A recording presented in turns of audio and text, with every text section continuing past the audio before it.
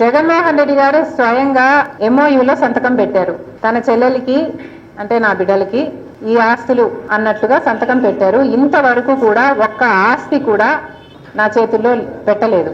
Saraswati cement కు సంబంధించి ఎంఓయూలో అది నా భాగానికి వచ్చింది కాబట్టి దాన్ని జగన్మోహన్ రెడ్డి గారు గిఫ్ట్ డీడ్ చేశాడు విజయమ్మ గారికి, నాకు కాదు. గిఫ్ట్ ఇచ్చేశాక షేర్స్ ని ఇప్పుడు జగన్మోహన్ రెడ్డి గారు తల్లి మీదనే కేసు వేసి ఇచ్చిన షేర్లని నాకు మళ్ళీ వెనక్కి కావాలి అని అడుగుతున్నారు. ఇది జగన్మోహన్ రెడ్డి గారు ఆయన తల్లికి చేస్తున్న మోసం. జగన్మోహన్ రెడ్డి గారు నన్ను ఎఫెక్ట్ చేసే స్థాయి దాటిపోయారు.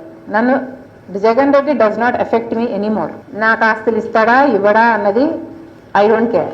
కాకపోతే జగన్మోహన్ రెడ్డి గారు తల్లి మీద కేసు వేసిన వాడిగా మిగిలిపోతాడు. నా బిడ్డలకి, సొంత మేనల్లుడికి, సొంత మేనకోడలికి ద్రోహం చేసి వాళ్ళ ఆస్తులు ఆక్కున్న వాడిగా మిగిలిపోతాడు. సొంత మేనల్లుడు మేనకోడల ఆస్తి కాజేయటానికి సుబ్బారెడ్డి లాంటి వాళ్ళ చేత ఎన్నైనా అబద్ధాలు చెప్పిస్తారు. సాయిరెడ్డి లాంటి వాళ్ళ చేత కూర్చోబెట్టుకుని ట్యూషన్ ఇచ్చి డిక్టేట్ చేసి మరి ఎన్నైనా అబద్ధాలు చెప్పిస్తారు. ఇక జగన్ రెడ్డికి క్రెడిబిలిటీ ఉందో లేదో వైసీపీ వాళ్ళు ఆలోచన చేస్తారు.